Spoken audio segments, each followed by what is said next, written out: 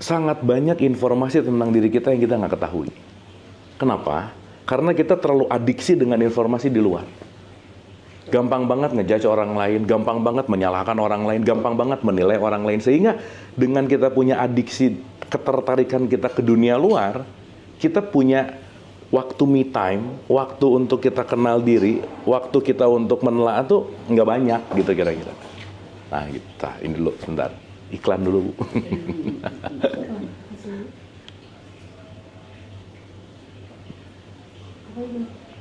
Susu apa deh? Di sini jeruknya ada.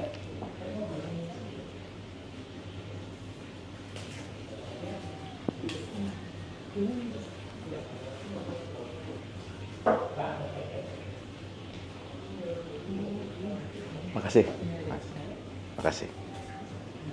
Thank you. Nah, jadi saya rasa kita penting start dulu dari situ gitu. Karena maaf Ibu ya, kita bicara fakta ya. Banyak orang beragama tidak menggunakan agamanya untuk mengenal diri gitu. Tapi menjadikan agamanya hanya untuk kewajiban, di mana kewajiban itu dia rasa bahwa ketika dia mengerjakan apa, dia menggugurkan kewajiban aja sih sebetulnya. Even dia nggak ngerti sholatnya buat apa, puasanya buat apa. Kayaknya udah sholat aja gitu. Yang penting udah sholat aja. Wajib. Sehingga terjadi dikotomis antara sholat dan kehidupan gitu loh Bu. Sholat rajin tapi stres iya. Sholat rajin tapi juga banyak khawatir gitu misalnya. Sehingga banyak ngomel. Banyak ngomel. Itu mah kayaknya problem banyak orang ya. Lebih ke situ gitu. Nah, jadi kalau kita mau bicara di pertanyaan tadi memang jadi agak panjang karena kalau kita tidak benar-benar menelaahi apa yang beneran untuk membawa kita menuju kepada pengenalan diri, kehampaan itu akan muncul sih Bu. Dan kehampaan itu kan juga tanda berarti kan? Ada tanda kan? Jadi kehampaan muncul karena? Pasti ada tanda kan? Kehampaan itu sebagai tanda. Hampa itu kan gini Bu, ayat itu kan tanda ya. Ketika Ibu ngelihat pasangan atau ngelihat anak atau ngelihat siapa cemberut, kita tahu bahwa dia lagi not okay, betul nggak Bu? Karena cemberut itu tanda kan? Ayat gitu. Nah, kebanyakan orang tuh dengar kata ayat tuh cuma berpikir di sini aja gitu. Ayat Quran gitu. Nah, jadi hampa itu tanda? Pasti, semua yang kita rasain itu. Bagaimana? Nah, berarti ketika ada tanda, kenapa Nabi Muhammad itu pertama yang disuruhnya suruh ikro gitu. Ikro itu kan to observe kan? Dibaca nih. Begitu arising sebuah tanda, pasti dia mau ngasih pesan nih. There is something to understand gitu misalnya. Ada sesuatu yang penting untuk kita pahami gitu. Nah, yang menarik adalah banyak orang yang susah ngebaca tanda dirinya gitu loh Bu. Karena dia ya udah, dia hanya mengikuti hidup aja, hanya berdapat dan lain-lain. Sampai akhirnya nanti dia bergulat, berputar, sampai intinya kalau saya mau bicara dalam konteks kesadaran gitu ya, ilahiyah, hampir 99,9% orang belajar ilahiyah ketika dia menderita gitu Bu. Sampai ke puncak penderitaan baru dia belajar. Sampai dia udah sakit dulu, sampai dia udah menderita dulu, sampai dia udah super suffering dulu, baru dia ada apa dengan aku gitu. Sadar. Itu sih pada kata kuncinya ada di situ gitu. Nah artinya kenapa sih kita penting banget untuk dalam tanda petik ya membaca tanda-tanda itu gitu. Karena kehampaan, merasa sendiri, merasa tidak bahagia, khawatir berlebih, cemas, anxiety, overthinking, pasti ada sistem tubuh kita nih yang nggak balance gitu Bu. Kalau bahasa kerennya disebut tidak homeostasis gitu, nggak holistik gitu. Nah, sekarang pertanyaannya, gimana kita tahu ini holistik atau enggak? Kalau kita nggak tahu bagian mana yang nggak balance gitu. Bagian mana yang penting untuk kita dalam tanda petik pahami. Gini lah Bu, saya mau menyembuhkan luka kan harus tahu dulu lukanya ya. Saya nggak tahu nih, pokoknya saya sakit lukanya apa? Nggak tahu, nggak bisa kan? Kenapa gitu kan nggak bisa gitu. Nah, kadang-kadang saking nggak dipedulikannya diri. Nah itu Bu, nanti mungkin kita akan bicara ya, betapa pentingnya self love. Ketika kita nggak melakukan self love, kita akan kehilangan untuk mencintai diri gitu. Dan pelan-pelan ketika kita kehilangan self love, kita ini akan lebih banyak mementingkan di luar aja, gitu sih intinya. Nah jadi mungkin ini introduction dulu ya Bu ya, supaya nanti pertanyaan Ibu kita jawab dengan praktikal. Karena kalau maaf banget saya harus sampaikan ini. Saya riset itu udah 14 tahun Bu. Saya muter-muter pengajian setahun punya sekitar 800 schedule gitu. Jadi saya ngerti saya ngerti banget kenapa pengajian itu not working gitu loh Bu. Pengajian itu cuma kumpul-kumpul, tahu knowledge, tapi nggak menyembuhkan gitu, rata-rata ya. Kenapa? Karena pengajian tidak membawa kepada fundamental pemahaman. Karena masyarakat itu tuh senang didongengin gitu. Begitu nanti diajak mikir dikit, diajak ke dalam dikit, dia nyerah. Kenapa? Pokoknya senang didongengin, harusnya bagaimana, tidak involving lah ya bahasanya, nggak masuk ke dalam konteks yang namanya si critical thinking gitu. Makanya ya maaf ya, sholat rajin, puasa rajin, pengajian rajin, tapi ya fundamentalnya nggak dapat gitu Bu. Nah maka kenapa yang paling terpenting tuh bukan tausiah gitu. Karena maaf Bu ya, nggak ada orang yang berubah karena dikasih nasihat tuh nggak ada. Wejangan tuh tidak merubah orang lain. Karena yang berubah adalah apa contohnya gitu. Gimana orang akan berubah kalau saya nggak ngasih contoh gitu. Nah sekarang tuh nasihat, tutur-tutur, kata-kata, ceramah itu diminati. Dan itu at some point itu seakan-akan udah jadi lebih baik. Tapi nggak kenapa-kenapa juga. Kenapa? Nggak merubah pola pikir, nggak merubah kebiasaan gitu. Yang ada hanyalah rutinitas pengajian yang terschedule. Dan itu akan menjadi sebuah yang diulang-ulang dan dalam tanda petik ya, nggak merubah dalam konteks yang namanya kesadaran itu sih Bu. Jadi saya rasa kita penting ngerti dulu dalam konteks yang namanya structure gitulah gitu. Itu satu Bu. Oke sampai sini ya Bu ya. Sip. Nah berarti sekarang pertanyaannya, apa yang harus kita baca coba Bu? Apa sih?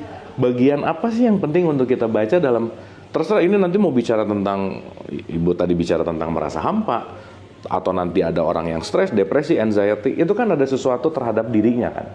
Karena sekali lagi bahwa kita nggak pernah bisa mewakilkan apapun dalam hidup ini, nggak bisa menggantungkan apapun dalam hidup ini, nggak ada yang akan sayang sama diri kita, kecuali kita menyayangi diri sendiri gitu. Sehingga ketika orang craving love dari luar, berharap anaknya begini, berharap pasangannya gini, berharap tetangganya, temennya, udah pasti banyak kecewa aja.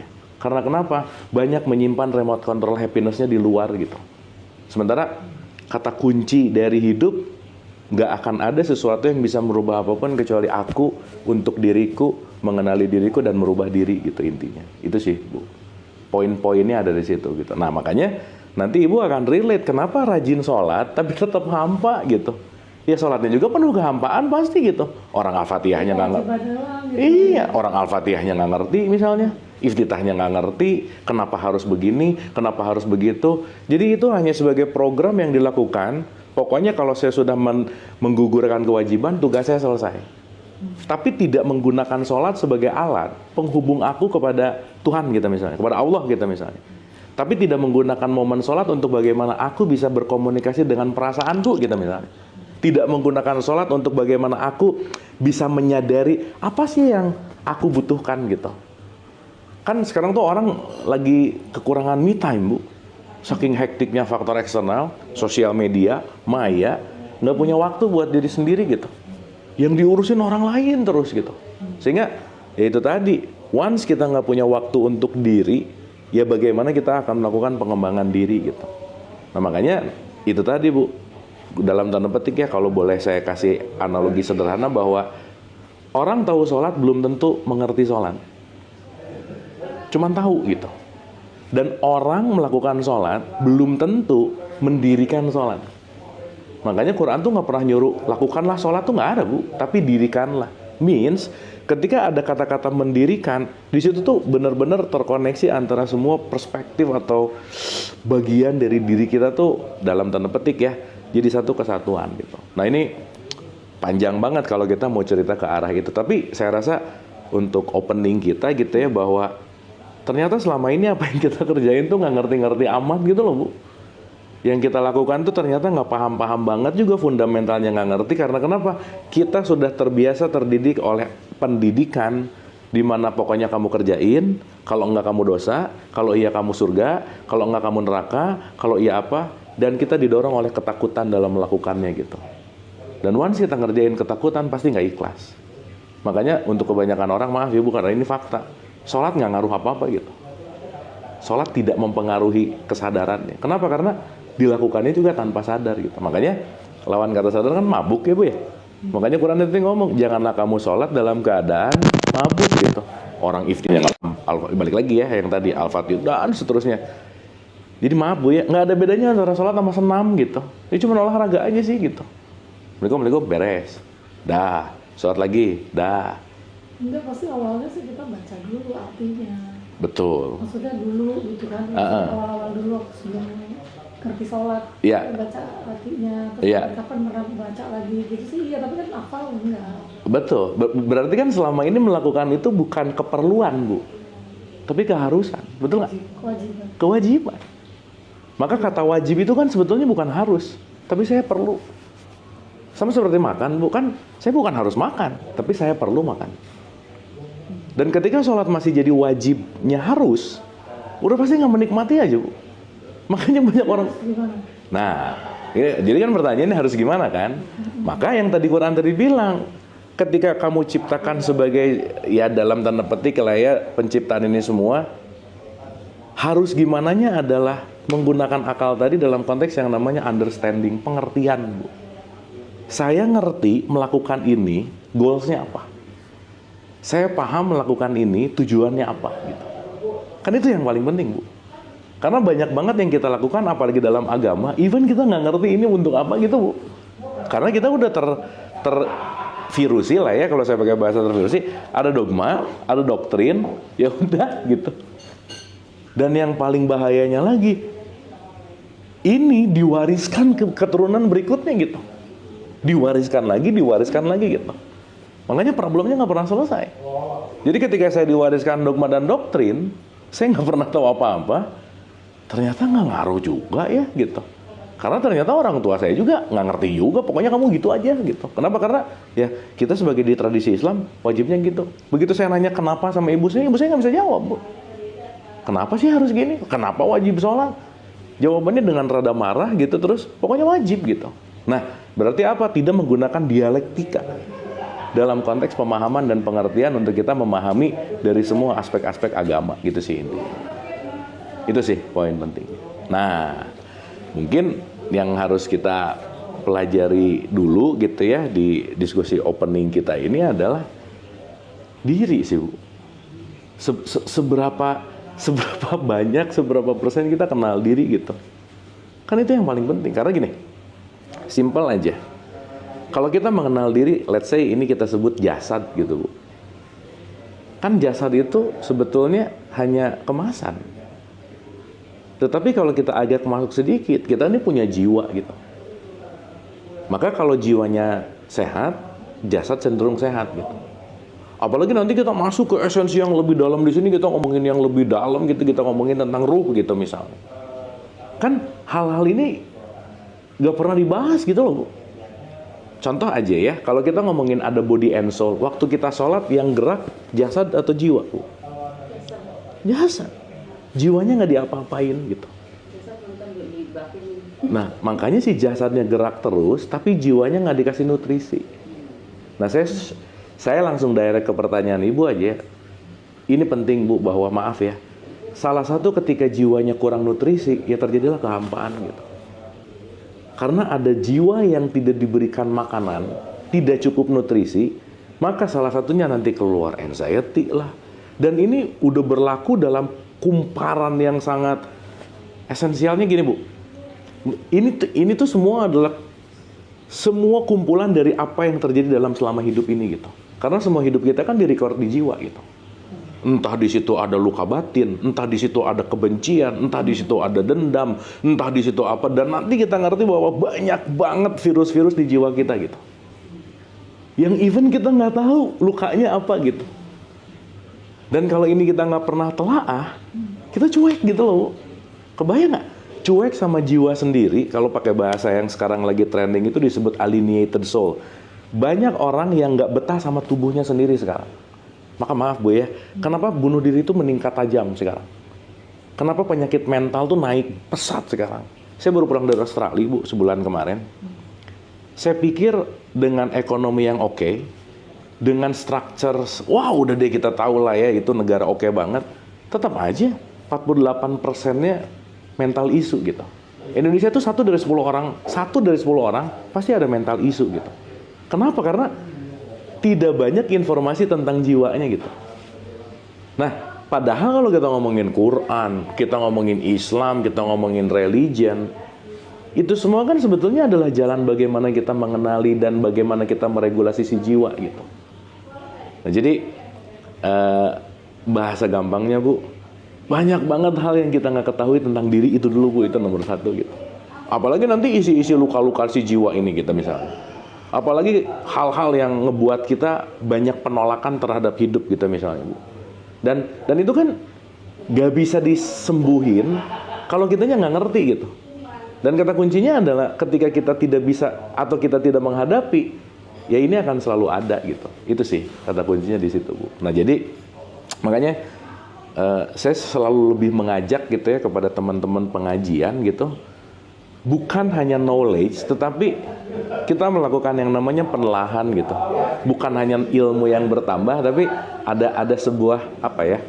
Kalau kita bicara, kita beneran ngerti bahwa what's wrong with me gitu loh. Ada apa sih dengan jiwaku gitu. Kan yang paling tahu itu diri sendiri gitu. Nah cuman kalau ini nggak pernah dilatih, ini even pengetahuannya kita nggak tahu, ini pasti akan jadi sulit gitu. Nah, makanya kejadian tuh, lagi nggak kenapa-kenapa tiba-tiba sedih, lagi nggak kenapa-kenapa tiba-tiba bete, lagi nggak kenapa-kenapa karena nggak balance gitu. Antara apa? Antara jasad, jiwa, sama ruhnya. Nah maaf ya, sekarang yang diurusin ininya terus nih Bu. Ininya terus yang diurusin. Udah sholat atau belum? Ritual terus. Baca Quran atau belum? Baca Quran atau belum? Udah hatam berapa? Nah, jadi Berapa juz? gimana kalau nggak ke situ kemana? Nah, berarti sekarang harus ada melampaui tentang jasad ini nggak Bu kira-kira? Iya dong. Bukan masalah hatamnya tapi pahamnya gitu misalnya. Pemahaman. Bukan masalah raganya tapi rasanya gitu misalnya. Berarti kan yang harus dirubah adalah struktur nomor satu, nggak bisa enggak, cara berpikirnya dulu dong. Karena kalau kita tidak merubah cara berpikir, kita akan memilih hal yang sama terus gitu loh Bu.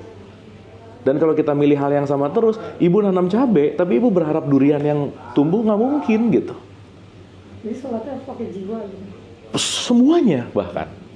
Bukan hanya di sholatnya aja gitu. Bukan hanya ngucap aja gitu. Bukan hanya ngucap aja Itu gitu. jadi maksudnya tanpa kita sadari ya, trauma-trauma yang lalu itu jiwanya itu nggak kita Regulasi. Iya. Iya. Kan Bu, kita harus tahu gini Bu, maaf ya. 95% yang kita lakukan sehari-hari, 95% loh Bu. Kita nggak mikir dulu loh. Iya betul. 95% yang kita lakukan itu dasar dari apa? Habits. Jadi dari bangun tidur sampai tidur lagi, itu semuanya cuman kebiasaan. Dan kita nggak berubah hari itu gitu. Sholat aja kalau kita mau pergi buru-buru. Iya, begitu. Allahu Akbar, Allahu Akbar. Kita harus sholat habis lagi kita harus Iya, rutinitas aja udah gitu. Berarti kan nggak hidup gitu loh Bu. Dia Nggak ada kesadaran. meninggal begitu gimana? Ya balik lagi kan. Harus gimana? Ya, Memang tinggal begitu. berarti kan pertanyaan ibu sekarang udah tepat ketika ibu merasa gitu kan sekarang penting untuk dilampaui kan. It's time gitu loh Bu. It's time untuk merubah hidup nggak hanya jadi robot gitu misalnya. Harus dengan kesadaran. Nah berarti kan ada satu poin di mana si kesadarannya lagi dipanggil gitu. Bahwa kesadaran itu bukan harus lah ya, saya tuh jarang. Harus selalu ada gitu. Gila Bu, dalam hidup tuh nggak ada harus sih by the way. Kalau orang hidupnya banyak harus pasti ribet aja.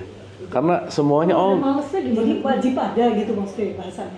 perlu ada. Perlu ada. Nah, kalau kita mau menjiwai tapi kita males gitu kan. Malas kan kebiasaan Bu. Ya sama kayak ibu pengen Kan ada aja yang males tuh, ntar aja besok lah ntar. ya gini. Kalau itu maksudnya Kang Abu, kalau misalnya itu dilatih ya, kalau itu dilatih. Sekarang saya tanya Bu. Itu. Iya, gini. Sekarang saya tanya pertanyaan. Malas datang dari mana coba Bu? Diri sendiri. Iya, kenapa coba malas? Karena aku nggak ngerasa perlu. Kemalasan datang karena aku nggak tahu value di situ. Nggak ada value-nya. Ini kok malah bicara pasang lagu? AC-nya. Salah mencet. Ke kiri info. Jadi nggak boleh males kan kalau udah nggak apa-ngapain terus daripada kosong ya kita harus menjiwai dengan cara harus perlu bukan Iya.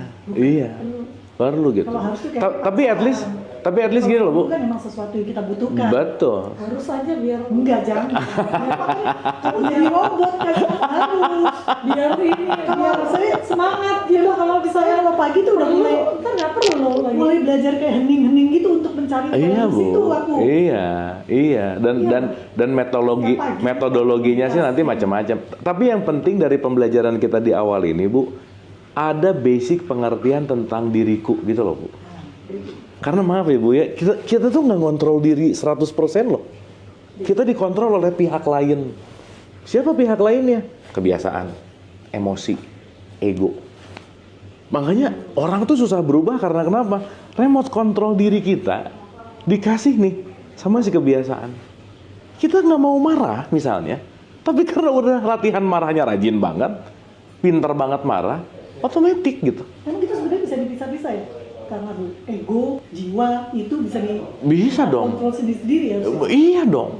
Kita nggak bisa itu, belum bisa. Sekarang kebayang nggak ibu punya mobil, ibu pengen ke kanan, tapi mobilnya otomatis belok kiri, gimana? Iya. Karena sistemnya yang diprogram adalah udah belok kiri tiap hari gitu. Dan kita tuh nggak banyak melatih untuk reprogramming gitu Bu masalahnya. Sehingga kita nggak sadar kita ini dikontrol siapa gitu. Dikontrol aku, yang mana kan banyak aku dalam aku itu panjang sih ya, itu ceritanya panjang banget sih kalau ngomongin itu gitu. Harus terus sama Kang Abu. Ya maksud saya nggak mungkin ngobrol gini dalam satu pertemuan beres tuh nggak mungkin. Tapi at least ada fundamental yang saya rasa kita penting untuk quote and quote. At least kebuka dulu gitu. Oh, oke. Ada sesuatu yang saya perlu rubah gitu. Itu sih kira-kira. Iya. Gitu Bu. Yang pertama sih dari pernyataan pertama dari pertanyaan. Bukan. Bulan. Ini nanti mungkin ini yang ahlinya akan gitu.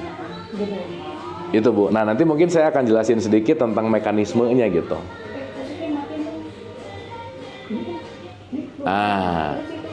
Matiin aja. Terus AC-nya dong, gedein. AC-nya.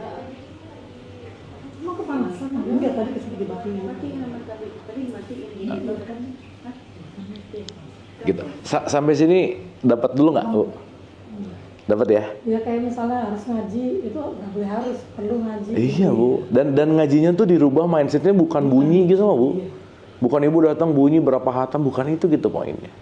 Karena maaf ya, Quran itu nggak didesain untuk hafal, hatam, enggak loh Bu. Quran itu the way of life. Berarti kalau Quran itu the way of life, Quran itu sama kayak ibu kalau misalnya masak, ada resep. Dan ibu ketika resepnya dibaca terus, masakan nggak akan pernah jadi kan? Betul nggak? Kita baca resep tiap hari. Resep boro-boro gosong Bu, orang bahannya aja nggak ada, masaknya aja nggak mulai. Kita tiap hari baca resep, tapi berharap masakannya ada gitu kan? Nggak make sense. Gitu. Nah, orang ya maaf ya saya juga ngomongin fakta. Orang beragama Islam, ya Islam saya spesifik di situ gitu ya. Kita sibuk dengan si jasmaniah tadi, memperbanyak khatam, memperbanyak pengajian, memperbanyak itu. That's good, yes. Tapi itu urusannya jasmaniah gitu. Makanya hijrah sekarang tuh cuma ganti baju gitu loh Bu. Tapi nggak merubah pemikiran gitu, nggak merubah mindset gitu. Makanya cuma dari hitam-hitam ke putih, ya udah dianggap hijrah, dianggap udah soleh gitu misalnya. Padahal kan bukan itu gitu. The essential things-nya adalah bukan konteksnya bahwa hanya jasmania atau esensial tubuh fisik ini yang dalam tanda petik ya kita kasih regulasi atau kita berikan yang namanya nutrisi gitu. Itu sih Bu. Jadi banyak hal yang penting untuk kita bongkar gitu. Wah. Nyambung yang Kang Abu bilang, saya ingat tuh Kang Abu. Ayah saya kan memang kejawen. Dia agama siapa aja ya dulu. Kakak saya Kristen, adik saya Katolik, ya masalah ayah saya. Terus pada umur 40 ketika saya haji, saya mulai pakai jilbab kan. Kakak saya Kristen tuh, Kristennya juga di tengah-tengah kan ketika nikah lagi. Terus Bapak bilang tuh dia bilang ini, Dit, kamu boleh pakai jilbab, tapi keimanan yang lebih tinggi adalah Mas Nafas. Bilang gitu ya. Keimanan lebih tinggi apa Bu? Keimanannya, keimanan. Jadi bilang iya. yang lebih tinggi itu adalah Mas Nafas karena dia kan emang mengalami semua cobaan, jadi dia gabung. Betul. Gitu, Sekarang maaf ya, kita melakukan itu semua tuh nggak ada itunya gitu. Iya. Saya itu ingat terus. Iya. Berarti kan Bapak udah masuk ke level wisdom gitu loh Bu. Itu kan puncaknya di situ gitu. Karena maaf ya, kalau kita kembali ke prinsip innalillahi wa inna ilaihi rajiun, yang pulang ke Tuhan kan bukan tubuh fisik kan, tapi isinya. Tubuh fisik ini kan kendaraan, tapi sopirnya yang penting gitu. Nah si sopirnya tuh idle gitu Bu, nggak ada kerjaan, ya udah terserah mobil deh gitu. Belok kiri ikut, belok kanan ikut gitu. Itu sih kata kuncinya. Nah jadi Itu pas setelah berumur ya, waktu dulu berumur kayaknya nggak mikir apa-apa. Gitu berumur karena kekosongan itu jadi malah mikir kali ya. ya itulah kenapa Bu, antara usia dan kedewasaan nggak ada kaitannya. Dan memang tubuh fisik kita ini didesain untuk membuat kita jadi dewasa sih pada akhirnya. Hormon menurun, kekuatan menurun gitu. Saya tuh suka ngasih contoh ke bapak-bapak misalnya ya Bu ya. Ada sekarang bapak, si bapak sekarang udah tobat deh. Bukan tobat sih, testosteronnya udah nggak ada aja. Jadi dia udah nggak mau dugem, dia udah nggak mau kemana-mana karena emang udah nggak ada tenaga gitu. Bukan masalah tobatnya gitu. Tapi kalau Bro mah nggak ada tua-tuanya dia mah. Iya, itu kalau balik lagi 15 ke tahun terus gitu. jadi maksud saya sekarang tuh ya maaf juga sih ya, sekarang tuh kadang-kadang dikit-dikit tuh dikaitkan sama religius gitu loh Bu. Contoh ya, kamu hidupnya gitu kayaknya kamu kurang iman deh. Bukan kurang iman sih, kurang pengetahuan aja kan, bisa aja Bu gitu. Jadi sekarang dikit-dikit disangkut pautin kayaknya aku banyak dosa deh. Kayak Hijrah sih. nah, kamu nggak hijrah sih, kamu kayaknya ngajinya kurang banyak, kamu nah gitu. Jadi ya itulah yang terjadi di perspektif masyarakat kita yang lebih dari 90% ngelihatnya hanya dalam wilayah ini gitu loh Bu. As a physical gitu. Tapi lupa bahwa esensial hidup tidak hanya pada tubuh fisik tetapi pada konteks yang namanya jiwa gitu. Tapi kekosongan itu kita isi dengan sekolah gitu kali. Nah, nanti kita bahas kekosongannya Bu, tenang Bu, tenang. Karena ya karena kalau ibu karena kalau gini, kalau ibu sekarang mengisi kekosongan dengan kesibukan, ibu tidak menerima kekosongan tapi ibu kabur dari kekosongan. Ibu menghindari. Tapi kan mengisi waktu. It's okay. Dengan sesuatu yang Tapi nggak sembuh gitu Bu. Ibu luka nih. Tapi ya udah kalau pulang sekolah kosong lagi gitu ya. Iya. Kan makanya banyak orang hari ini yang menghindari lukanya. Dan dia nggak sadar bahwa lukanya makin sakit gitu. Dia menutupi dengan kesenangan, dia menutupi dengan pergi, dia menutupi dengan sok-sok healing gitu misalnya. Tapi sebenarnya dia nggak menyembuhkan gitu. Karena kesembuhan itu bukan kabur, tapi accepting, menerima. Pertanyaan, gimana mau saya terima? Orang nggak ngerti, coba Bu. Nggak ngerti apa yang harus saya terima gitu. Nggak ngerti kenapa kekosongan ini ada gitu. Dan kekosongan itu juga kan sinyal gitu loh Bu. Dan kalau kita ngelihat dalam perspektif ini, tidak ada sinyal yang buruk gitu. Padahal ngurus anak, ngurus suami kan itu seharusnya nggak kosong ya, tapi Harusnya. ada aja kosongnya gitu. Pasti. Walaupun sibuk juga ngurus ini, ngurus itu. Iya. Suami apa gitu. Karena ibu yang sibuk yang ini. Ininya nggak diisi. Jiwanya hampa gitu. Jadi isinya pakai apa? Nah, kita ngerti dulu mekanismenya ya Bu ya. Tapi dapat dulu ya. Maksud saya, once kita ngerti fundamental basic. Karena gini, sebenarnya nanti jawaban itu tuh gampang banget sih Bu. Kalau mau langsung dijawab A gitu ya, gini gitu. Tapi kalau menuju jawaban itu kitanya nggak ngerti runtutannya, nah kita nggak tahu sumber problemnya dari mana gitu. Itu dulu gitu. Nah sekarang pertanyaannya nih. Berarti ibu merasa kosong, saya balik dulu ke pertanyaan. Itu urusan jasad atau urusan jiwa Bu? Jiwa lah kalau Jiwa. kosong. Betul nggak? Berarti kalau ibu sekarang mencari Tapi kekosongan, juga jasad juga gitu kayak Yep. kurang kerjaan gitu kayak. iya pasti kan kalau sekarang gini, lapar itu kan jasad. Tapi khawatir itu kan bukan di jasad. Perasaan kan. Makanya kita akan bisa lebih ngobrol panjang lebar bahwa jasad itu tubuh fisik tuh hanya kendaraan gitu loh Bu. Nah kendaraan ini itu tergantung gimana kita meregulasi softwarenya. Jadi permasalahan manusia tuh tidak terletak pada hardware-nya kebanyakan Bu, tapi pada software, meskipun hardware berpengaruh. Nah sekarang pertanyaannya, hardware itu ada 3 dulu Bu. Ini penting banget untuk kita ngerti. 1 emosi, 2 perasaan, yang ketiga pikiran. Emosi itu perasaan Beda banget. Nah, ketiga ini dalam perspektif Quran disebut nafs. Maka Quran nanti ada kata-kata kullu nafsin atau ya ayuhan nafsul mutmainah. Di situ ada kata-kata nafs. Makanya ibu sering dengar kata nafsu gitu ya. Nafsu tuh urusannya bukan pada tubuh fisik, bukan. In terms dalam konteks yang namanya nafsu gitu. Nah, sekarang berarti pertanyaannya adalah bagaimana kita meregulasi antara emosi, perasaan, dan pikiran. Yang jangan-jangan kita ini terlalu didikte oleh emosi kita, oleh perasaan kita, oleh pikiran kita. Tiga ini terus nih. Pikiran ibunya lagi di sini, ibu mikir masa depan nanti gimana misalnya. Ibunya lagi di sini mikir, aduh dulu. Jadi loncat ke masa depan, ke masa lalunya kencang banget gitu. Badan di rumah, pikiran udah di kantor misalnya. Pikiran di kantor, badan di kantor, pikirannya udah di tempat makan siang gitu misalnya. Dan seterusnya. Maka yang paling banyak terjadi di saat ini manusia, kenapa? Dia nggak bisa menghadirkan dirinya 100% di sini gitu, Bu. Kenapa selalu ditarik ke depan dulu, ditarik ke depan dulu, terus aja. Jadi akhirnya susah ngerasa cukup misalnya. Nah di situ nanti jentik-jentik nggak bersyukur karena kenapa? Kita nggak bisa menghadirkan diri kita utuh di sini saat ini gitu. Karena problemnya dari mana? Emotion, feeling, perasaan, pikiran. Nah tiga ini aja, Bu. Nah semua ritual agama termasuk sholat, urusannya kan cuma ngeberesin itu gitu, Bu. Bukan cuma jadi baca-baca, gerak, bukan itu sih. Tapi bagaimana emosinya diregulasi, menenangkan perasaannya, pikirannya jadi lebih clear gitu.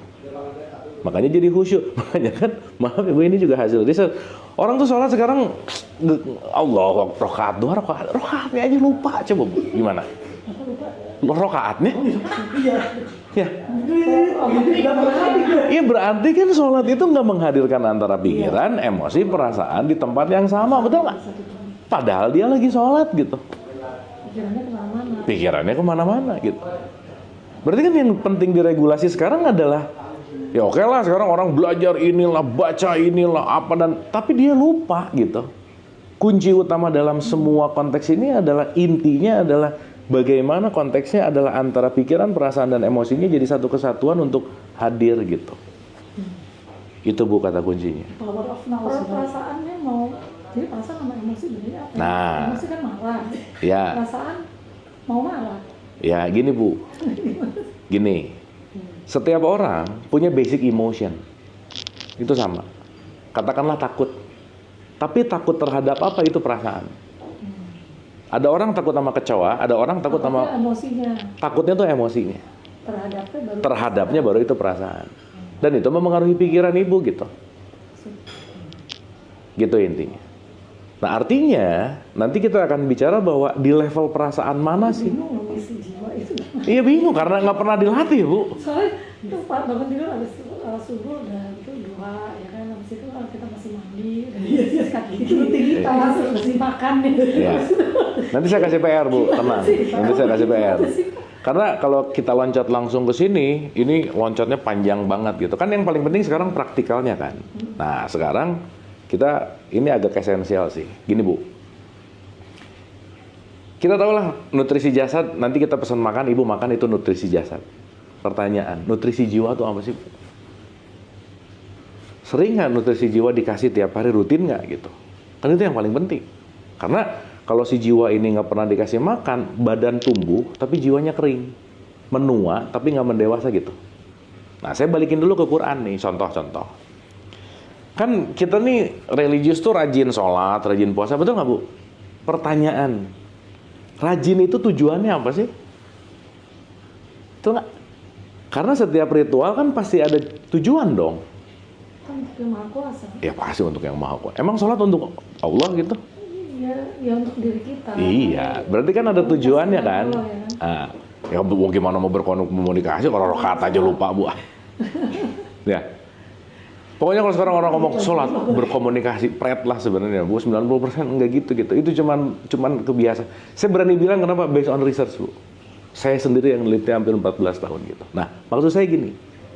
Berarti kita penting untuk ngerti bahwa setiap ritual yang dilakukan itu pasti ada titik tujuannya. Betul nggak Bu? Saya tanya, Ibu, kenapa Ibu sekarang masih setia melakukan sholat? Kenapa Bu? Kan ada emang kewajiban orang Islam. Iya oke, kan itu mah kewajiban orang Islam. Udah lah ya, itu kan wajib gitu. Ya berkomunikasi kalau saya sih, itu kan doa soalnya. Oke, nah terus makna sholat buat ibu apa? What the meaning? Ibu dapat benefit apa dari sholat? Lebih tenang, ya ketenangan kalian. Tadi katanya kosong gimana nih? Hah? Kosongnya tuh ya di waktu-waktunya. Kalau sholat kan enggak. Ya. Dialog sama Allah. Oke, nah berarti maksud saya gini, berarti si sholat ini pasti ada tujuan akhirnya nggak kira-kira? Pasti dong. Ada dong. Bu maaf ya, nggak ada perintah Tuhan tuh untuk Tuhan tuh nggak ada. Sholat itu buat kamu, untuk kepentingan kamu. Kamu mau sholat aku nggak makin hebat, kamu nggak sholat aku juga nggak makin kecil. Kamu mau beriman aku nggak makin untung, kamu mau kafir aku nggak rugi, kan gitu Bu. Tuhan mah nggak ada urusan sama kita kan. Sementara selama ini aku sholat untuk mengabdi kepada Allah. Mengabdi apanya sih gitu? Pengabdian itu bukan di sholatnya kan sebetulnya. Tapi bagaimana dampak sholat terhadap hidup, kan itu yang paling penting Bu. Makanya kalau kita bicara dalam perspektif banyak lah ya. Kenapa sih ada syariatnya misalnya? Nanti kita bicara dalam hakikatnya kita misalnya. Nah urusan syariat udahlah no question tuh. Semua orang rata-rata orang Islam tahu kita misalnya. Nah berarti kan pertanyaannya gini Bu. Ini kita ngomong yang paling simpel tuh sholat ya, karena ini nanti akan ada relate dengan semua ibadah-ibadah sih. Ibadah saya ngomong ritual gitu kan. Karena banyak orang yang sekali lagi ya, saya ngomong banyak juga based on research dan ini ada datanya. Ritual kebanyakan dilakukan hanya menggugurkan kewajiban sebagai agama orang Islam. Selesai. Karena aku Islam, aku wajib sholat. Dan wajibnya tuh harus gitu. Nah, sekarang pertanyaannya, ibu waktu sholat merasa harus atau merasa perlu? Yang mana? Mana yang lebih dominan dalam keseharian? Kewajiban aja. Harus kan? Iya. Berarti ketika ibu ngerasa sholatnya adalah wajib harus, kalau orang ngerjain pakai harus Bu, udah pasti nggak akan ikhlas aja ngerjain. Ikhlas ya. Nanti Masa ikhlas sih sholat? nanti dirasa-rasa lah ibu. Entah di situ nanti banyak minta, entah di situ nanti ada dagang bergaining. Orang tuh bisa jadi sholatnya rajin di tahajud karena proyeknya mau jalan aja sih misalnya. Orang pengen duha tuh karena pengen dikabul-kabulin aja sih mau-maunya gitu. Berarti kan nggak dagang dong sama Tuhan. Ya betul. Misalkan gitu. Tahajud yang malam. Tahajud dah, kenapa? Biar Tiap malam puasa.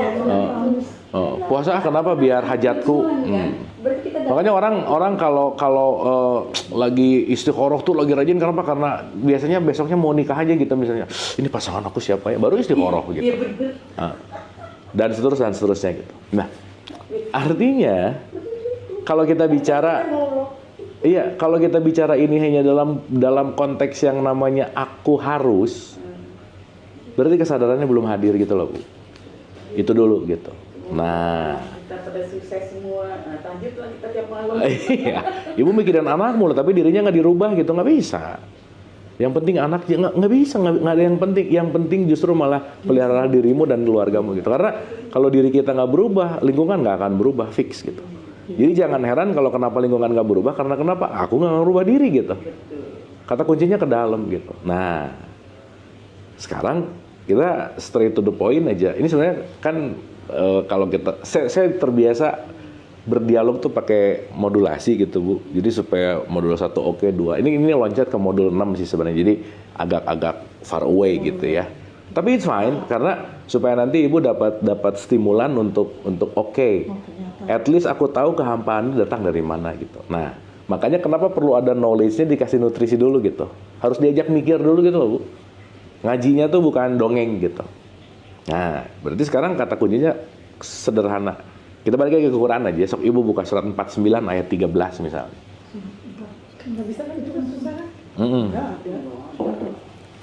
Kan kadang perlu dalil ya. Nah, kita pakai dalil-dalil dikit lah. Ya. Kalau kita wajib nggak sih Ustaz mesti ngapal Quran sampai kita mesti harus apa sih cancam gitu atau gimana? Di office. Gini Bu. Terus sementara kan ada banyak juga kan yang bacanya masih tak gitu ya kan? Ya. Terus apalagi baca Arabnya masih kita baca-baca. Terus musim artinya lagi. Iya. Saya juga banyak teman-teman saya juga. Ya, gini Bu, gini. Quran itu the way of life nih. Pertanyaannya ibu hafal semua resep, tapi ibu nggak ngerjain resep-resepnya, nggak akan jadi masakan tetap. Nggak ada kok perintah disuruh ngafalin Quran tuh nggak ada Bu. Nggak ada. Gitu. Yang ada takkilun agar kamu paham. Bukan hatam tapi paham. Even surah hatam juga nggak ada sih sebenarnya. Karena hatam Quran itu bukan masalah 30 juz selesai baca, bukan sih. Hatamnya Quran ketika kita udah nggak bisa baca Quran lagi gitu loh Bu. Jadi ukuran hatam Quran itu bukan juznya, hidupku. Masa sekarang habis hatam aku udah hatam. Terus? Ya. Kalau di dalamnya nggak ngerti, di dalamnya nggak jadi sebuah the way of life tadi, nggak merubah perilaku, kan bukan itu. 49 tuh Al-Hujurat. Banyak banget teman-teman lo yang tak ngaji gitu. Kita kalau pendaulatan gitu, apapun jadi itu mereka ada minder pada. Iya nggak apa-apa Bu, karena gini. Kalau sekarang perspektifnya belajar baca apa dan lain tapi nggak dikerjain, nggak akan juga merubah apa-apa gitu. Ada Bu? 13, 49, 13. Ada Bu, masa kalau nggak ada Qurannya berarti palsu. Wahai manusia. Wahai siapa? Manusia. Kayaknya ya tadi berbicara tentang interfaith ya. Berarti Quran untuk siapa? Seluruh Manusia. Jadi nggak ada loh Quran wahai orang Islam, nggak ada. Tapi wahai manusia. Lanjut. Sesungguh kami telah menciptakan kamu dari seorang laki-laki dan seorang perempuan. Kemudian kami jadikan kamu berbangsa-bangsa dan bersuku-suku agar kamu saling mengenal. Nah, agar kamu saling apa? Mengenal. Berarti perbedaan didesain untuk apa? Belajar dong.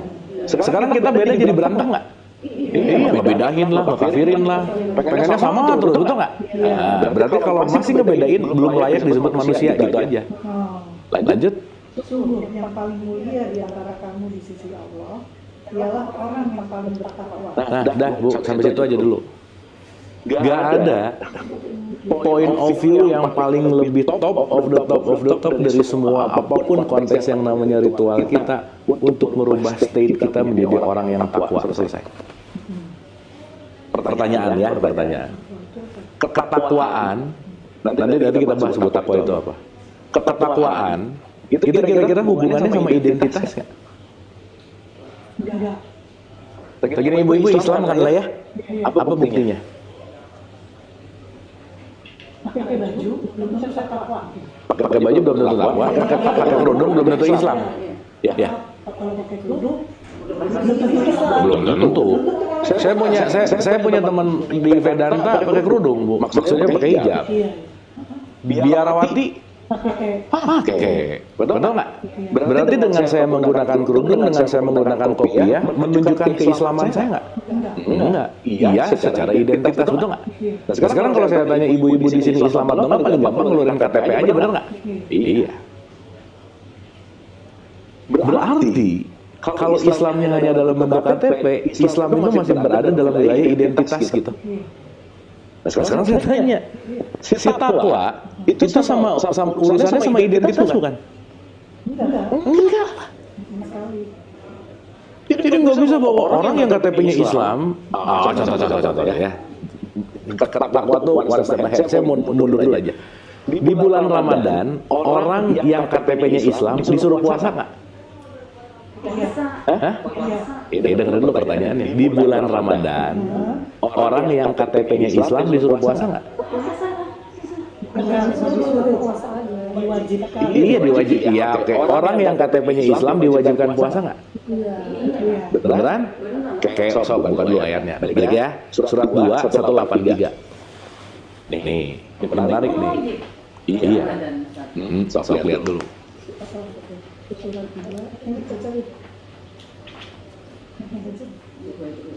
Bismillahirrahmanirrahim. Diwajibkan atas kamu berpuasa. Dari awal Bu jangan langsung diwajibkan, ada di depannya ada statementnya dulu. Hai. Nggak ada nih. Udah masuk. Wahai orang-orang. Tahan dulu. Wahai orang-orang yang beriman diwajibkan atas kamu. Ya, tahan dulu pelan-pelan. Wahai orang-orang, tahan dulu sampai situ. Yang disuruh orang-orang yang beriman atau orang-orang yang KTP-nya Islam? Nah, sekarang saya tanya. Orang yang KTP-nya Islam pasti beriman nggak? Belum tentu. Iya, makanya. Tapi nggak aneh juga, Bu. Ya masih bingung lah saya. Iya, ya itu kan urusan dia juga ya. Iya maksudnya tadi dia bilang suaminya soalnya masih rokok aja sih kerjanya. itu mah problem domestik lah ya udah. Pertanyaan lagi deh, orang-orang yang seperti itu sukses aja loh hidupnya. Iya, sukses nggak ada urusannya sama ini semua, nggak ada Bu. Tapi belum tentu sukses untuk masuk surga sih. Belum tentu, surga juga belum tentu ada Bu. Lah kayak kan belum ada yang pernah juga ya. Nah ya, ntar itu mah situ panjang ceritanya. Saya cuma mau ngomong dulu di sini. ulang ya. Hai orang-orang yang beriman. Sekarang saya tanya, orang yang KTP-nya Islam pasti beriman nggak? Belum tentu. Berarti yang disuruh puasa bukan orang yang KTP-nya Islam. Artinya tidak berbicara dalam wilayah identitas. Betul nggak? Jadi maksud saya gini loh Bu, nggak berarti aku KTP-nya Islam, aku pasti aman di hadapan Tuhan. Belum tentu orang yang Islamnya KTP-nya. Ada nggak sih ayat orang Islam tergantung masuk Islam masuk surga? Orang yang Islam loh ya, bukan yang KTP-nya Islam. Islam. Tapi orang Kristen itu begitu loh, Pak. Apanya? Karena dia menerima Yesus pasti masuk surga. Jadi dia mau jahat apa pokoknya menerima Yesus. Iya, terus kalau sekarang dia gitu, kita juga gitu, apa bedanya? Enggak maksudnya kalau mereka begitu. Ya sama, kan semuanya jadi ngerasa agamanya paling benar kan? Karena menerima Yesus Kristus pasti masuk surga. Ya itu mah urusan dia lah ya, udah. Tapi maksud saya gini Bu, udah. Soalnya kalau kita ngebahas kitanya belum ngerti jadi berantem kan. Nah, saya mau balik dulu ke sini nih. Kuncinya gini. Ulang ya. Ketika kita merasa bahwa KTP saya Islam dan saya udah merasa Islam, itu penting untuk waspada. Kenapa? Islam KTP-nya belum tentu Islami. Nah, jadi kalau tadi Ibu bilang apakah orang yang Islam pasti masuk surga? Tambah i belakangnya, orang yang Islami pasti masuk surga. Bukan orang yang Islam, KTP-nya. Jadi kita masih ngomongin terminologi surga aja ya.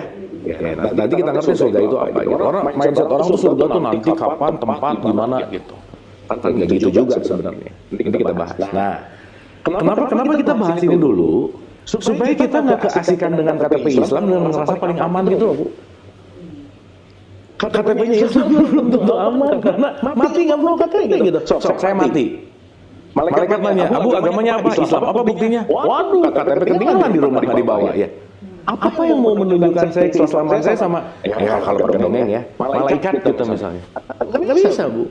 Sehingga kata kuncinya adalah tidak terletak pada identity, tapi terletak pada esensial dari jiwanya gitu. Nah, contoh. Ini sampai sini oke Bu ya? Aman ya. Ini kalau ngobrol dikitan gini lebih enak. Ini kalau banyak 30 orang, 40 orang mukanya tuh kayak ngerti tapi bingung gitu Bu. Oke, nih. Satu nih ya. Semuanya mau KTP-nya apa, mau agamanya apa, gradasinya cuma ini aja. Satu, dia disebut zolim Bu. Dah aja. Zolim itu artinya gelap. Berarti kalau orang gelap, kesadarannya nggak nyala. Oke? Gelap itu artinya apa? Orang yang cahayanya tertutup oleh ego. Tertutup bahasa Arabnya kafir. Sekarang saya tanya, bisa nggak orang yang KTP-nya Islam karena egonya kenceng, marah-marah, julid dan bete, dia ngebentak-bentak orang lain sehingga cahaya welas aslinya ketutup sama egonya? Bisa nggak kira-kira? Bisa. Berarti dia lagi jadi kafir gitu. Ya mau jangan mau nggak pasti aja sih Bu. Kita semua pasti mengalami kafir kok, mau nggak mau gitu. Cuman sering atau nggak gitu, disadari atau nggak gitu. Jadi kalau sekarang banyak orang nunjuk kafir itu di sana, jangan-jangan yang kafir ini gitu. Dia kafir. Jangan-jangan yang tertutup aku gitu. Bukan orang yang kita tunjuk gitu. Itu satu ya. Jadi level paling rendah namanya zolim. Nah ibu maaf ya, maaf banget bu, ini kita straight to the point. Orang zolim biasanya jiwanya kurang nutrisi. Input outputnya, outcome-nya adalah salah satunya apa? Stres, depresi, anxiety, hampa gitu. Jangan-jangan banyak menzolimi diri misalnya bu. Apapun itu nanti bentuknya. Si jiwanya yang nggak dikasih nutrisi gitu. Makanya, maaf ya, orang zolim mah nggak usah puasa bu. Kenapa? Puasanya pasti nggak nyampe ke takwa gitu. Dia cuman ikutan nggak makan, ikutan nggak minum, ikutan bukber, tapi perilaku nggak berubah gitu misalnya. Ikutan pakai baju baru, ikutan Idul Fitri gitu misalnya. Sebulan itu aja berubah. Ya sebulan itu aja berubah sih. Ya bagus juga sih ya. Cuman kan kita bicaranya esensi ya, gitu ya. Nah, artinya kenapa yang disuruh hai orang-orang yang beriman ini?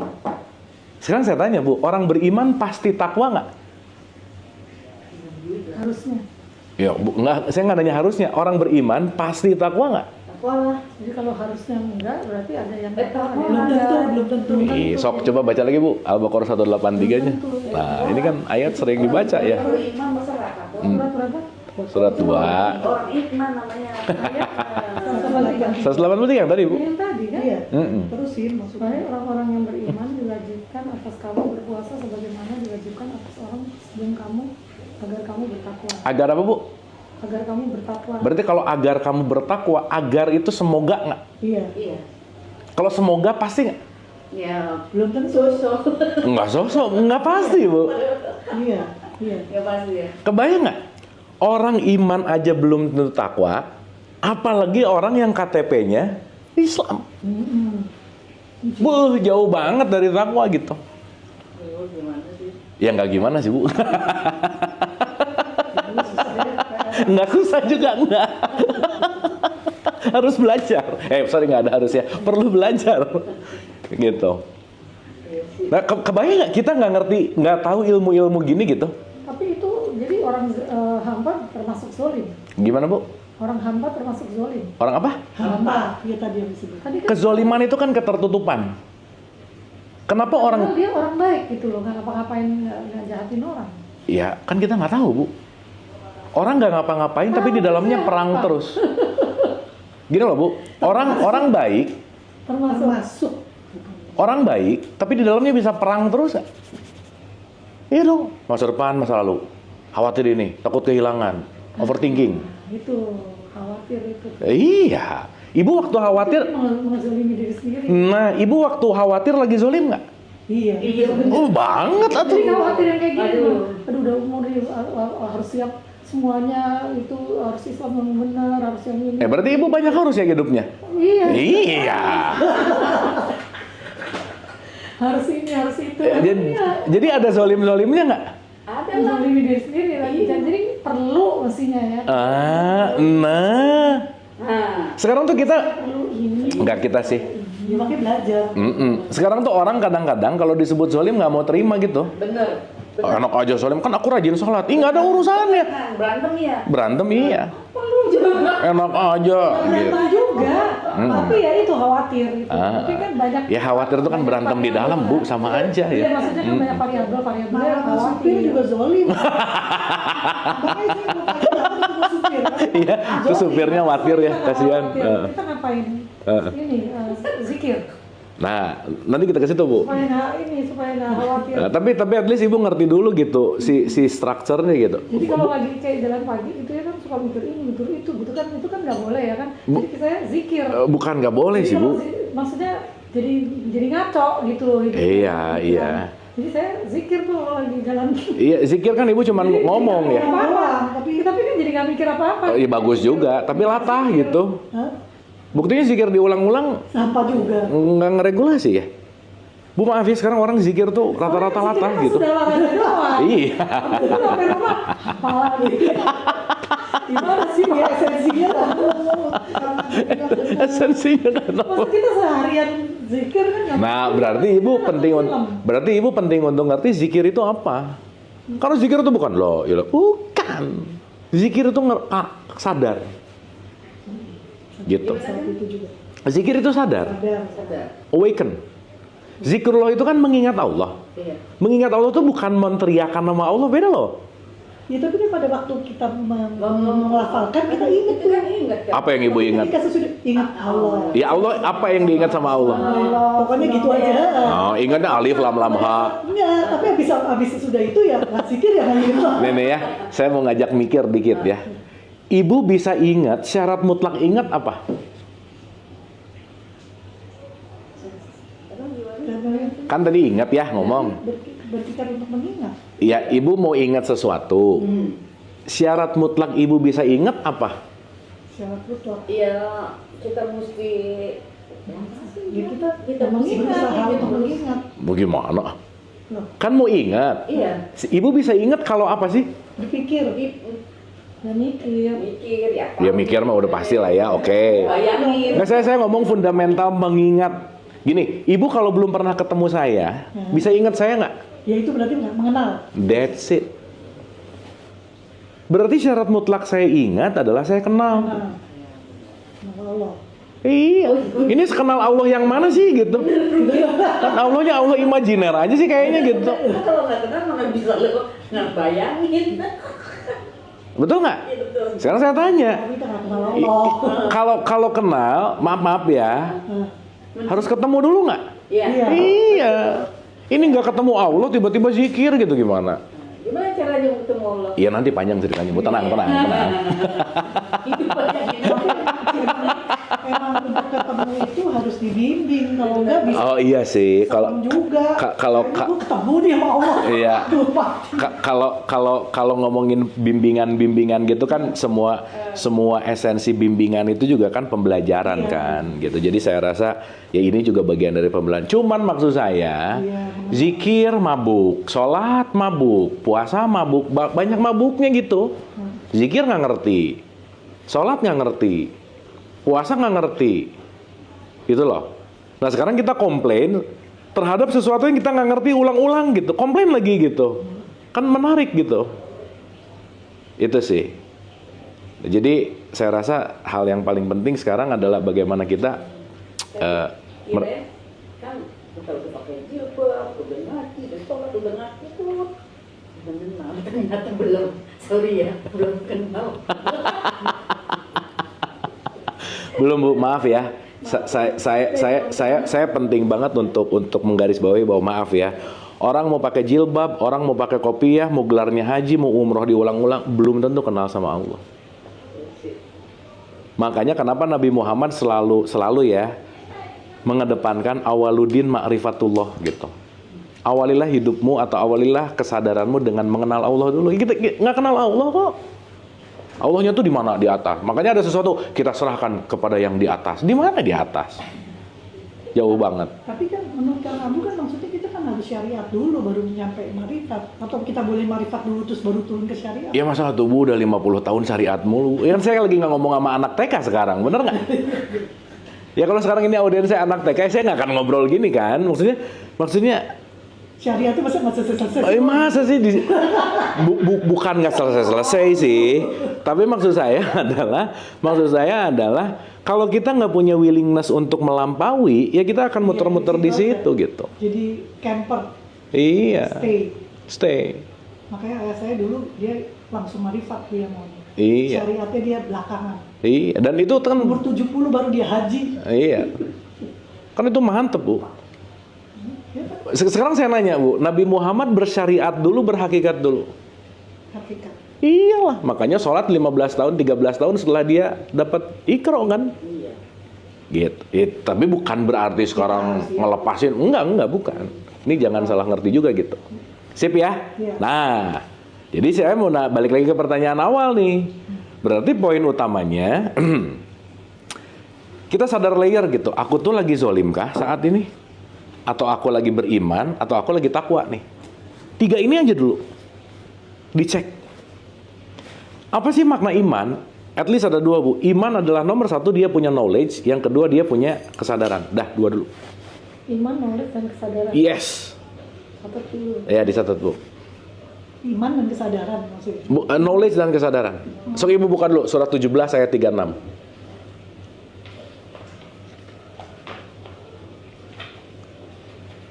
Jadi iman, takwa, dan Zolim, iman, takwa.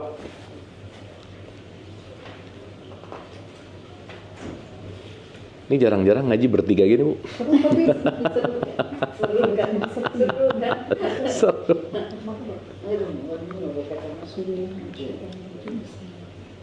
Dan janganlah kamu mengikuti sesuatu yang tidak kamu ketahui.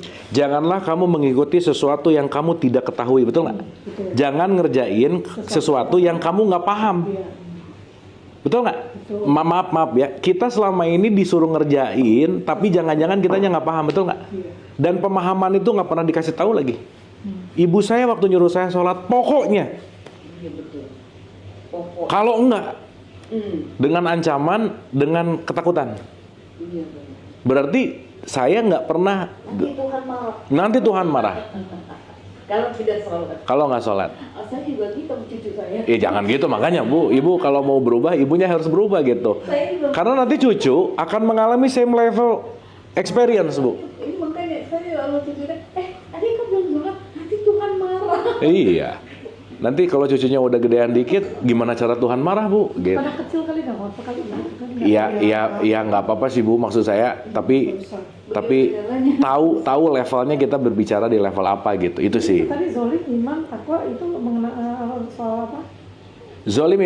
Zolim, iman, takwa itu level diri, Bu. Level di. Nah, jadi kalau tadi Ibu bilang hampa ada di level mana? Pasti di zolim. Jadi nanti Ibu ingat-ingat kalau Ibu lagi hampa, aduh lagi zolim nih, gitu. Tadi yang knowledge sama iman itu apa tadi? Nah, zolim saya rasa paham lah ya. Iya. Kita nggak usah ngomong lagi ya. Nah, Salah satunya ini khawatir kan? khawatir, cemas, dengki, iri, bete, bad mood, gitu-gitu, Bu. Pokoknya level-level frekuensi nanti kita panjang lagi cerita. Pokoknya gini, hal-hal yang kira-kira nggak ngenakin perasaan dah gitu aja. Iya betul. Oke, itu lagi zolim berarti. Itu halusnya. Nah, sekarang pertanyaannya, berarti kan kita penting naik satu level, betul nggak?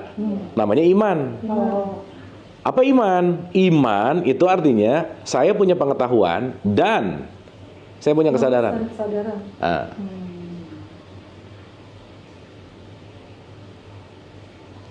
Oke? Nah, nanti kita ke takwa bentar lagi. Oke. Sip. Nah. Sampai sini oke, Ibu ya? iya. Paham ya? Nah, sekarang kita direct to the point aja. Ketika Ibu sekarang pengen ada di level takwa, ada 3 aja. Sok dibuka. Surat 3, 133. Nah, 133. Biar langsung dikerjain gitu.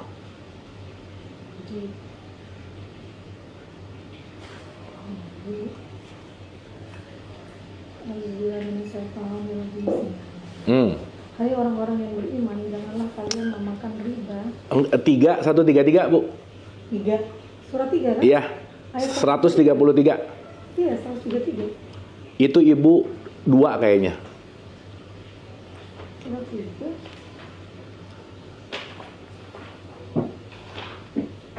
133. Memakan riba. Bukan. Masih Dan bersetelah. Nah, itu benar. nggak ada. Oh ini. Dan bersegeralah kamu mencari ampunan dari Tuhanmu dan mendapatkan surga yang luasnya seluas langit dan bumi. Yaitu ayat berikutnya. Orang-orang 134. yang berinfak baik di waktu lapang maupun sempit. Nah, itu nomor 1 tuh. Infak. Kalau di level takwa, ada poin kesadaran bahwa saya penting berinfak baik lapang maupun sempit. Itu nomor 1. Udah juga Ya oke, udah kan? berinfak dan Itu nomor 1 tuh. Udah ya? Ya. Lanjut. Dan orang-orang yang menahan amarah. Nah, nomor 2 nih. itu yang susah. Nah, ya udah kalau gitu ya. Nggak tahu deh berarti emang hampanya tuh karena itu. Menahan marah. Mungkin pelit udah enggak bagus ya. Waduh, kalau udah pelit, susah nahan amarah, komplain hampa terus, udah aja. Menahan amarah dan Masuk memaafkan. bulan aja. Kalau aku tadi Terus?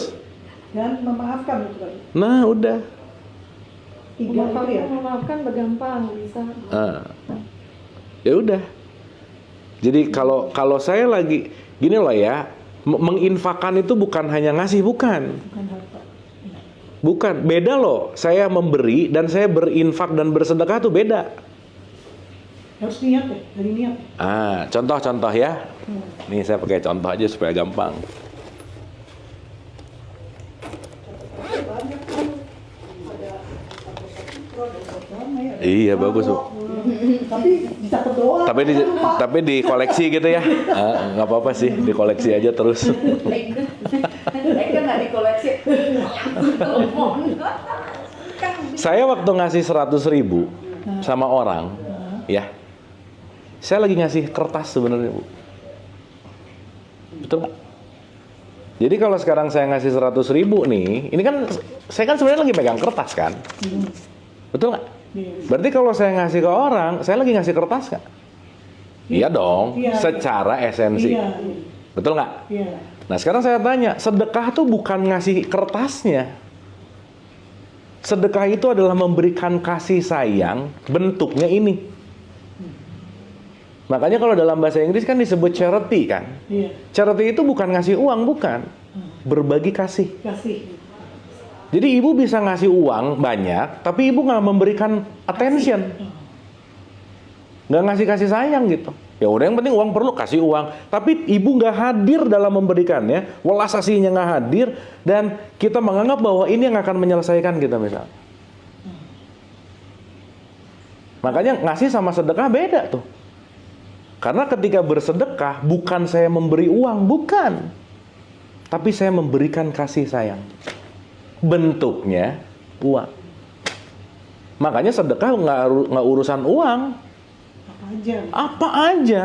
Karena yang terpenting bukan apanya, Kasihnya. tapi sikap hatimu. Kasih sayang. Iya. Ngasih sih, tapi supaya apa? Udah kasih aja biar cepat pergi gitu misalnya. Itu bukan sedekah namanya. Iya benar-benar. Terus udah gitu, mau sedekah tapi itu mah. Habis itu sedekah, ya duh mudah-mudahan 100.000 kan nanti dapat 1 juta. Ditunggu-tunggu sejutanya. 70 kali. Itu mah bukan sedekah, namanya dagang namanya ya. Ini mau sedekah mau dagang sih gitu. Iya benar. Nah, tapi kan kalau infak kasih itu kan, kembali. maksudnya kasih itu kan biasanya ke orang yang kita kenal ya, nggak usah ya. Kalau infak kan kita menyalurkan aja ya. Tapi Iya. dengan, ya mungkin dengan hati dong, ikhlas lah pokoknya. Niat infak untuk meringankan. Memang kita harus bahas sih apa bedanya infak, sedekah, zakat. Ini memang harus kita bahas sih.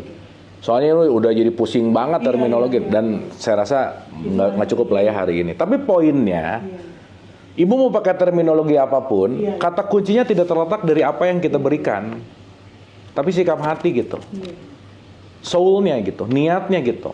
Ngasih sih, tapi begitu ngasih amplop ada pesan sponsor, doain ya, bukan ngasih atau namanya dagang gitu. August pasti kita gitu kan.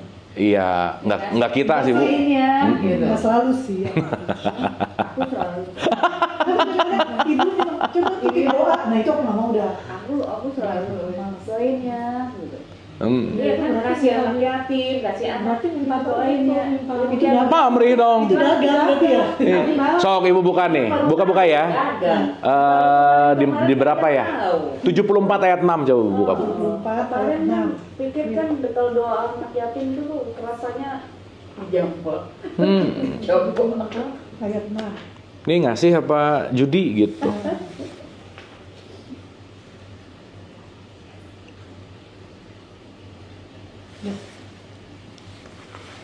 Udah 74 ayat 6. Lili ini harus baca juga, Li. Tempat saya nggak bawa. Kamu udah. Ada bentar. Ayat 6. Bismillahirrahmanirrahim. Janganlah memberi dengan maksud memperoleh balasan yang lebih banyak. Ayo gimana? Oh iya. Jelas nggak? Jelas. Janganlah kamu memberi dengan maksud ingin mendapatkan balasan yang lebih banyak. Pas itu kadang-kadang, duh nih, sedekah deh. Terus beneran dong. Terus, oh iya dong. Itu Iya. berarti berharap ya. Berharap. Jadi bukan sedekah namanya. Bukannya kalau doa tuh ini. Apa Bu? Minta doa. Ya balik lagi kalau doa masih minta berarti masih anak TK gitu loh Bu. Iya. Itu kan emang meminta. Masih anak TK. Iya, tapi masih TK gitu. Masih anak TK. Boleh-boleh aja, tapi mindsetnya di sini gitu. Maunya emang kita minta sama dia kan? Ya oke sih. Sekarang saya tanya, yang ibu minta, yang ibu inginkan bukan? Iya. Terus menghambakannya gimana? Iya, tapi ini ada surat 74 ayat 6 nih. Ah. Ya itu tadi, janganlah memberi dengan maksud memperoleh balasan yang No, ibadah. bukan. Maksudnya kan Tuhan kan harus, manusia tuh harus minta. Udah, ini udah ada, jangan memperoleh Jangan balasan, kok pakai duit. Iya, ibu dapat informasi harus kayaknya dari dongeng sih. Dongeng ya? Ah. Ya jelas. Makanya kita tuh kan senang didongengin ya bu ya. Iya betul. Nggak pernah ngecek ayatnya sendiri, nggak pernah baca sendiri gitu. Nah, ya tapi anyway nggak salah juga ya udah aja sih. Nggak apa-apa. Cuman sekarang kita ngerti gitu. Dan maaf ya, once kita sekarang doa untuk mengabulkan keinginanku, yang ngatur Tuhan namanya bu, bukan doa namanya. Masa lagi sholat atau habis sholat tahajud, ya Allah sebaiknya ya Allah. Tuhan dikasih advice gimana sih? Sebaiknya. Sebaiknya ya Allah, kayaknya proyek ini harus jadi deh ya Allah. Gitu. Gimana sih? Tapi boleh kan kalau misalnya kita minta doa? Ya boleh-boleh aja sih. Kalau cuma Allah dia bisa beli gitu. Tapi nanti bukan masalah. Sah-sah aja kan begitu. Iya sah, tapi levelnya nggak naik gitu bu. Iya, itu dia, kita camper. Kalau kan udah semangat bangun tahajud. Nah berarti yang bikin ibu semangat karena ibu mau dibalas, bener nggak? Berarti ibu pamrih dong. Kalau tahajud doa boleh. Iya. Hah? Kalau tahajud doa boleh dong. Ya sekarang mau tahajud kayak mau ini apa? Kalau infak Iya coba diulang lagi ayatnya. Boleh sih, udah harus belajar lagi. Curhat sama orang kan lebih baik sama Allah. Iya curhat mah nggak apa-apa bu, tapi jangan ngatur gitu. Iya, nggak boleh ngatur. tapi kan kalau jangan memberi, kita kan meminta. Iya. Kalau pada saat tahajud masa nggak boleh? Oh iya, tambah lagi satu lagi 76 ayat 9. Iya, belum bu, tenang. Baca nih, pilih nih, biar Ayat 9. pilih ini baca tuh nih. dia menangkal terus. Bilang nih, mana sih, ujungnya 9. Nggak mau. Menyangkal itu memang kebiasaan ya. Mana? Oh ini sudah ya? Nah,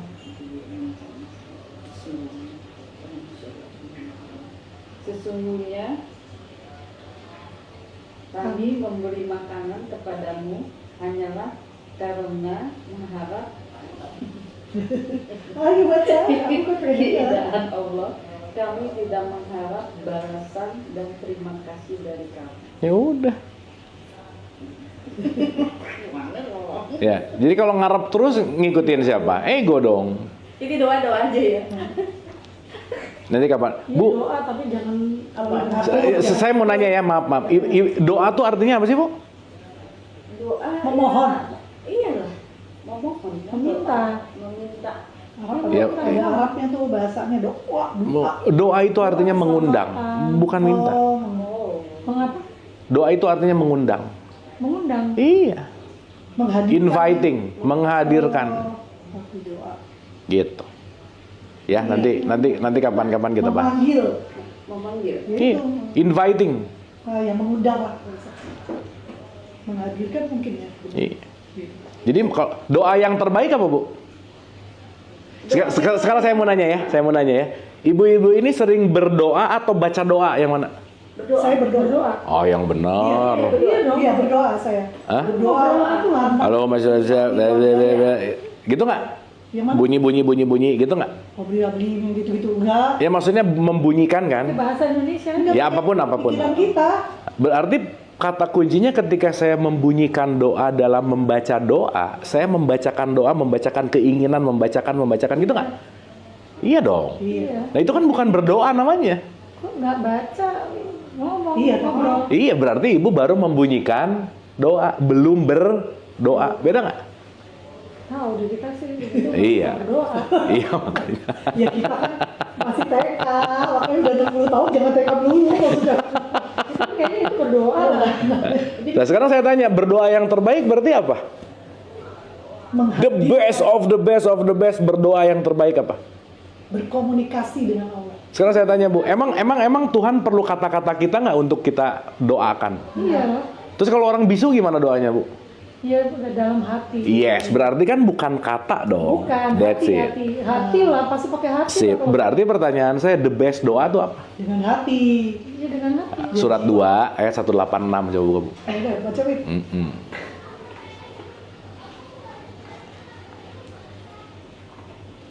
186.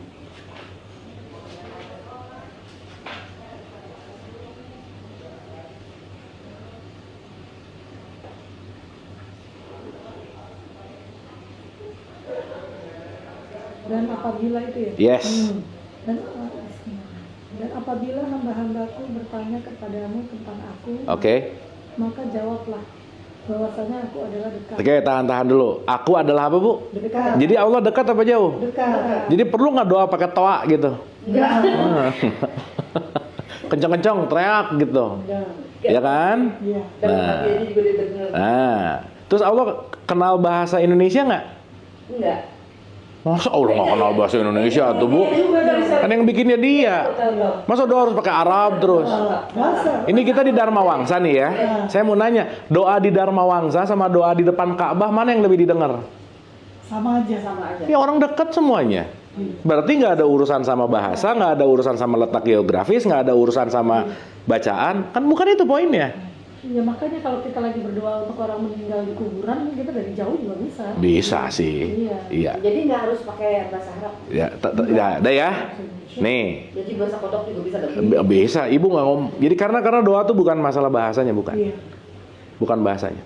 Ibu mulut berdoa tapi hatinya gelisah yang akan terjadi. Karena your feeling is your prayer. Titik. Doamu adalah perasaanmu. Kalau kamu adalah perasaan. Iya. Oh, ya Allah. Jadi kalau kedumulan itu yang kedumulan yang di sini. Iya.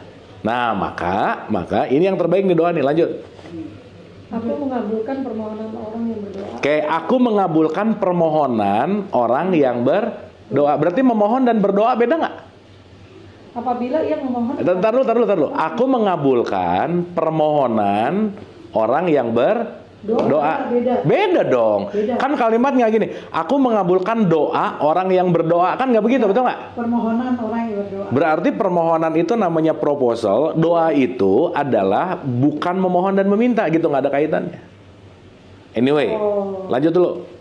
Apabila ia memohon kepadaku, Terus? maka hendaklah mereka itu memenuhi segala perintah. Nah, itu kata kuncinya. Maka hendaklah mereka memenuhi perintah. Betul nggak? Iya. Sekarang saya tanya, ibu waktu berdoa memenuhi perintah Allah atau mau Allah menginginkan, menyetujui atau mengabulkan keinginan kita? Kedua. Nah, ya udah.